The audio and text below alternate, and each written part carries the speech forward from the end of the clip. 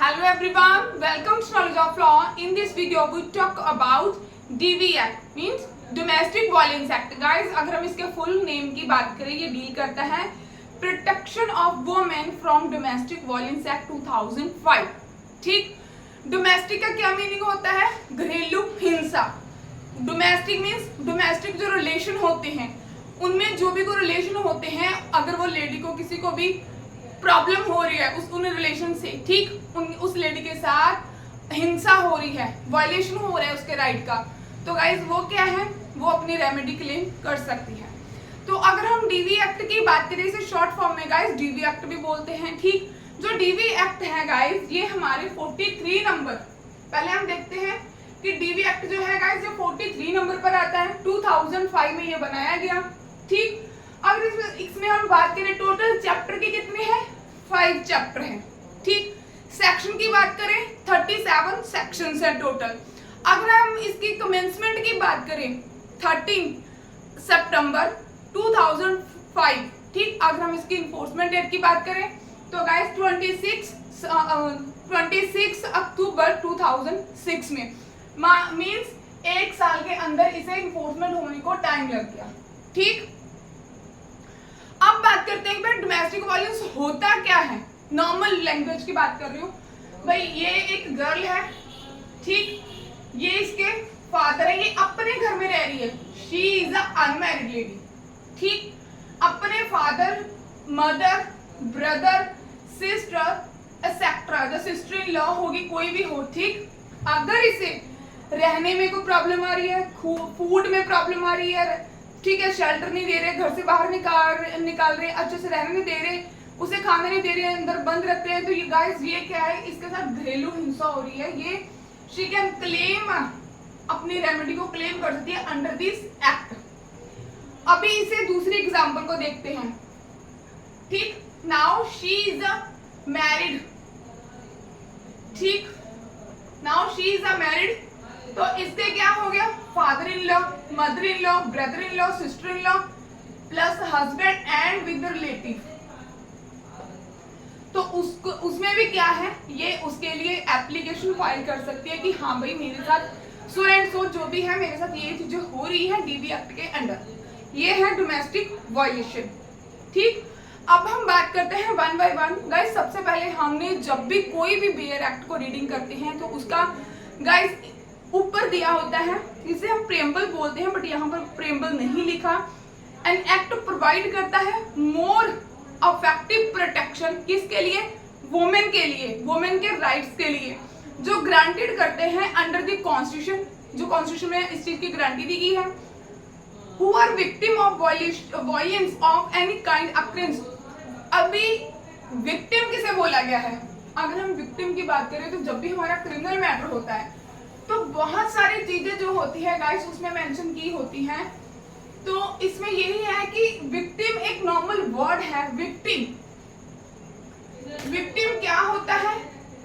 Victim होता है guys जो दुखी पर्सन होता है, जिसके राइट्स का वायलेशन हुआ है, वो क्या है? विक्टिम है. जो पीड़ित व्यक्ति है वो क्या है? विक्टिम है. ठीक, आई होप आपको इजिली अंडरस्टैंडिंग हो गया हो. अब बात हो रही है कि जो हमारा डीवी एक्ट है ये इनेक्टेड किया गया था पार्लियामेंट के द्वारा. ठीक, 56 years of Republic of India से फॉलो.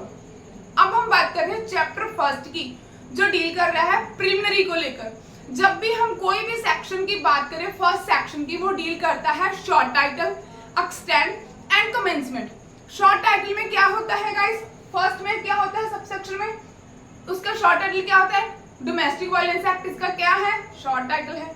ठीक, अगर हम इसकी बात करें कहां पर एप्लीकेबल होता है? एक्सटेंड क्या है? Whole of India. कैसे है भाई होल ऑफ इंडिया? जो हमारा 2019 रिकॉग्नाइज एक्ट था उसमें अमेंडमेंट हुई थी. रिकॉग्नाइज एक्ट को अमेंडमेंट किया गया था 2019 में. थ्रू दी अमेंडमेंट जो जम्मू एंड कश्मीर है उसे इंक्लूड किया गया था इंडिया के पार्ट में. तो अब ये क्या है? होल ऑफ इंडिया के ऊपर ये एप्लीकेबल होता है. That's it. जो इसकी कमेंसमेंट डेट है वो हमने आपको बता दी पहले. ठीक, अब बात करते हैं डेफिनेशंस की. डेफिनेशंस में हम सबसे पहले बात करते हैं अग्रीव्ड पार्टी. तो गाइस अग्रीव्ड कौन होता है?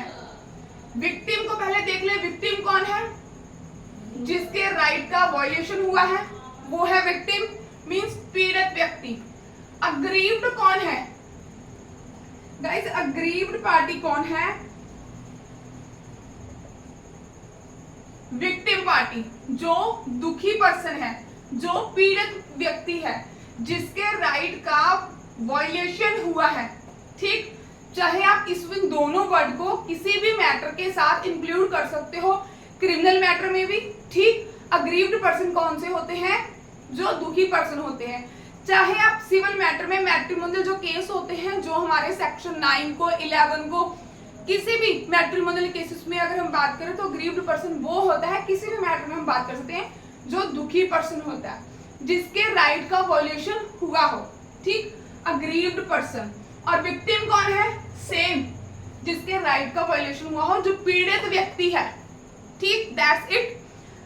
aggrieved person means any woman, ठीक, who is or has in a domestic relationship with the respondent who alleged to have subjected to any act of domestic violation by the respondent।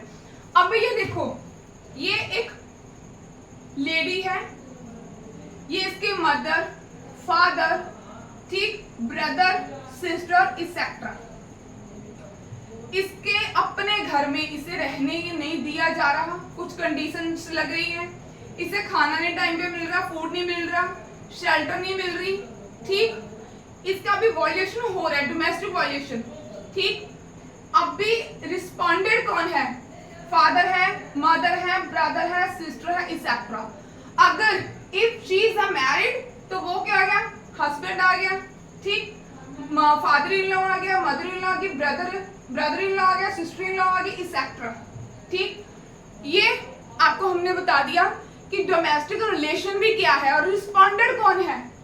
These all peoples are respondent. ये aggrieved person है जो application लगाएगा respondent के against. ये these are all the respondents. I hope आपको easily understanding हो जाए, हम थोड़ी थोड़ी एफर्ट्स लगा रहे हैं। बाद में बात करते हैं चाइल्ड। गाइस, जो चाइल्ड होते हैं, चाइल्ड कौन होते हैं? जिनकी एज क्या होती है? 18 ईयर से कम की होती है, below the age of 18 years, वो कौन है? चाइल्ड है। ठीक, इनमें इंक्लूड किसे किया गया है? अडॉप्टेड सन को, जिसे हम अडॉप्ट किया है, वो भी चाइल्ड की डेफिनेशन में आता है। जो हमारा स्टेप चाइल्ड होगा, ठीक, स्टेप क्या होता है? कई बच्चों को यही नहीं पता होगा। स्टेप चाइल्ड होता है, आपको थोड़ा सा बता देती हूँ। गाइस, मेरी कोशिश यही होती है, हम ट्राई करते हैं कि आपको one by one each and every चीज को पता चले। Step child,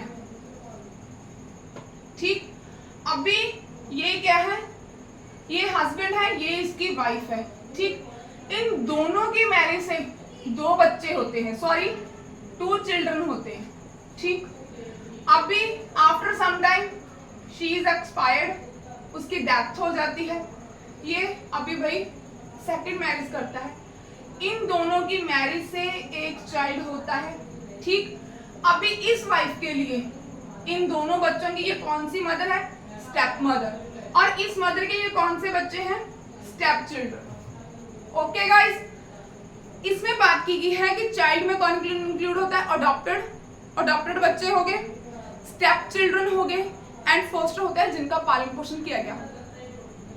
that's it. अभी बात क्या हो रही है? कंपनसेशन ऑर्डर की, कि इसमें जो भी अग्रीव्ड पर्सन है, उसको जो भी उसके साथ वायलेशन हुआ है, उसके डोमेस्टिक राइट्स का वायलेशन हुआ है, उसके लिए वो कंपनसेट मांग रही है। वो कहां पर दिया गया है? हमारे सेक्शन 22 में। भाई वो हम आगे फर्दर की वीडियो में देखेंगे। कस्टडी ऑर्डर, ठीक, ये भी हमारे सेक्शन 21 में मेंशन है। डोमेस्टिक इंसिडेंटल रिपोर्ट, जिसके साथ डोमेस्टिक वायलेशन राइट हुआ है, जिस भी पर्सन के डोमेस्टिक, ठीक है, राइट्स का वायलेशन हुआ है, भाई वही रिपोर्ट करेगा। ठीक, ये क्या है? Domestic incident report means a report made in the prescribed from the receipt of a complainant. ठीक, कंप्लेनेंट मीन्स जो कंप्लेन करेगा of a domestic violence from an aggrieved party के द्वारा ही कंप्लेन दी जाएगी। ठीक, डोमेस्टिक रिलेशनशिप, हमने अभी आपको बताया कि डोमेस्टिक रिलेशनशिप कौन से होते हैं? जो उसके भाई बहन हो। मान लो अगर कोई लड़की है जो अनमैरिड है, ठीक, ये लड़की है, ये अनमैरिड है, इसके डोमेस्टिक रिलेशनशिप कौन से है? ब्रदर हो गया, सिस्टर हो गया, मदर हो गया, फादर होगी, सिस्टर इन लॉ होगी, एक्सेट्रा। अगर if she is a married, वो क्या है?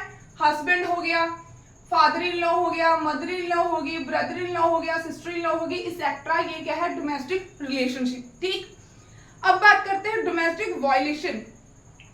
डोमेस्टिक वायलेंस क्या होता है? ये भी गाइस हमारे सेक्शन 3 में बताया गया है।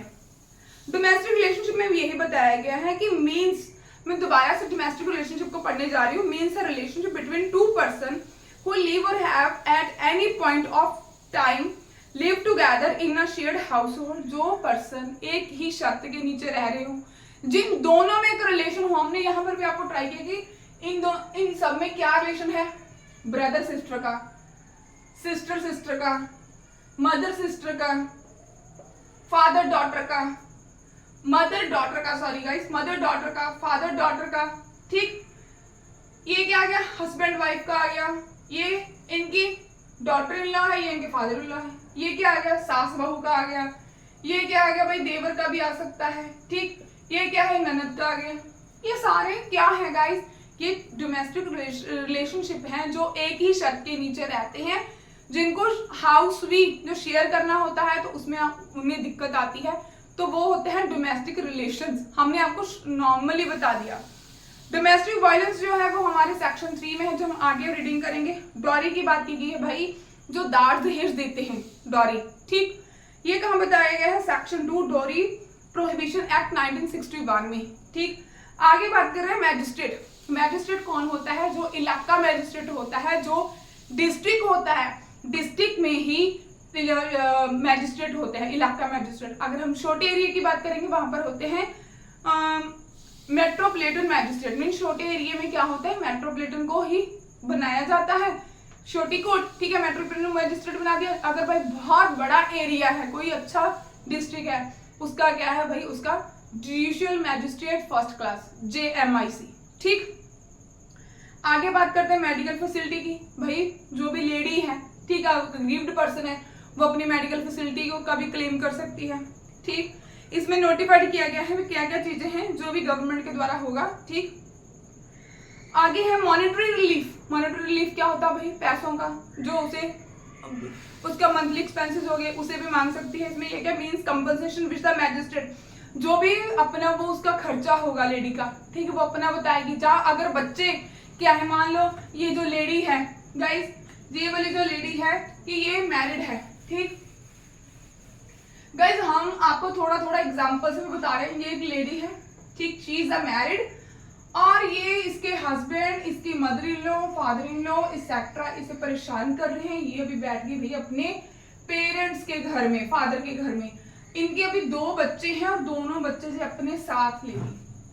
अब ये कंपनसेशन मांग रही है कि भाई मुझे मेरे बच्चों के पालन पोषण के लिए और अपने पालन पोषण के लिए भी कंपनसेट करो। तो ये एप्लीकेशन लगाएगी मैजिस्ट्रेट की कोर्ट में। तो वहां पर क्या है, मैजिस्ट्रेट क्या भी इसकी कंप्लेन को पढ़ेंगे, रीडिंग करेंगे, और उसके बाद जो भी उन्हें लगेगा जेन्युइन खर्चा इन लोगों को लगा दिया जाएगा, कोर्ट की तरफ से ग्रांट कर दिया जाएगा। इसे एक बार रीडिंग कर लेती हूँ। मैजिस्ट्रेट में ऑर्डर द रिस्पोंडेंट टू पे दी हार्म। गाइस, इसमें यही बात है कि जो रिस्पोंडेंट है, जो इसका हस्बैंड है, वो उसे पे करेगा लड़की को। ठीक, ये वाला जो इसका हस्बैंड है ये पे करेगा अग्रीव्ड पर्सन को, इसे और इसके बच्चों को। ठीक, अब बात करें नोटिफिकेशन। मीन्स नोटिफिकेशन पब्लिश, कोई भी नोटिफिकेशन आती है, ठीक, कहाँ से आती है भाई? नोटिफिकेशन किया जाता है published in the official gazette के थ्रू। ठीक, प्रिस्क्राइब्ड, ये भी कुछ ज्यादा इंपॉर्टेंट है। प्रोटेक्शन ऑफिसर, ये भी गाइस हमारे सेक्शन 8 के सब सेक्शन 1 में मेंशन किया गया है। आगे है प्रोटेक्शन ऑर्डर, ये हमारे सेक्शन 18 में मेंशन किया गया है। रेसिडेंस ऑर्डर, ये हमारे सेक्शन 19 सब सेक्शन 1 में ऑर्डर डिस्कस किया गया है। रिस्पोंडेंट कौन है, ये हम आपको ऑलरेडी बता चुके हैं, बट फिर भी थोड़ा सा आपको क्लियर कर देते हैं। भाई हमारा तो यही है कि आपको हर एक चीज अच्छे से समझ लगे। ठीक, अभी क्या है, इस गर्ल का क्या हुआ भाई? इसके डोमेस्टिक राइट का वायलेशन हुआ है। ये इसके हस्बैंड है, mother in law, father in law, sister in law, etcetera. अब क्या है भाई, ये सारे लोग इसे खाना नहीं दे रहे, घर पे रहने नहीं दे रहे, इसे टॉन्ट करते हैं, इसे अच्छे से जीने नहीं दे रहे, तो इसकी जो मैरिटल लाइफ है वो डिस्टर्ब होगी। अब ये क्या है भाई, एक डीवी एक्ट के अंडर कंप्लेन फाइल करती है। किसके कंप्लेनेंट ये होगी, ठीक। रिस्पोंडेंट कौन है, जिनको ये केस में पार्टी बनाएगी। These all peoples, these all members are respondent, ठीक। सर्विस प्रोवाइडर भाई सेक्शन 10 में बताया गया है, शेयर होल्डर होता है कि जो means a household where the person grieved live or at any stage live to in domestic relationship इधर सिंगल और अलॉन्ग। भाई इसमें यही है कि जो आपके शेयर होल्डर में, हम आपको नॉर्मल बता देते हैं, शेयर होल्डर में क्या होता है कि जो आपको जो आपके घर के रिश्ते होते हैं उन्हीं को बोला गया है। जैसे कि हमने आपको पहले भी बताया कि जो होते हैं हमारे शेयर होल्डर होता है शेयर हाउस होल्ड, एक ही घर होता है, उसको हम शेयर करते हैं, उसमें जो रिश्ते होते हैं भाई बने हुए, उनमें अगर कोई दिक्कत होती है तो उसे बोलते हैं शेयर हाउस होल्ड। कि जैसे कि मैं हूँ घर में, मेरे साथ और मेरे भाई बहन हैं, मेरी मदर फादर हैं, सिस्टर इन लॉ है, वो सारे क्या है मुझे दिक्कत दे रहे हैं एक ही छत के नीचे रहने में, तो ये क्या है, ये भी एक आपके साथ वायलेशन हो रहा है आपके डोमेस्टिक राइट्स का, सॉरी। तो गाइस शेल्टर होम कौन से होते हैं, शेल्टर होम वो होते हैं कि जब मान लो किसी भी पर्सन के पास कोई भी घर नहीं है, कोई लेडी है, अभी ये वाली लेडी है, ठीक है, इसे इसके घर वालों ने, इन लॉज फैमिली ने घर से निकाल दिया, अभी इसके अपने मदर फादर भी नहीं है, इसका कोई नहीं है, ठीक। अब ये लेडी कहाँ जाएगी, तो ये क्या है, शेल्टर होम जो होते हैं गाइस, ये गवर्नमेंट के द्वारा बनाए जाते हैं कि जिन पर्सन का कोई नहीं होता वो पर्सन यहाँ पर शेल्टर होम में रह सकते हैं। तो गाइज ये था हमारा सेक्शन 1 और 2 ऑफ द डीवी एक्ट। अगर आपको वीडियो अच्छी लगे प्लीज लाइक कीजिए, शेयर कीजिए, चैनल को सब्सक्राइब कीजिए। Thanks for watching.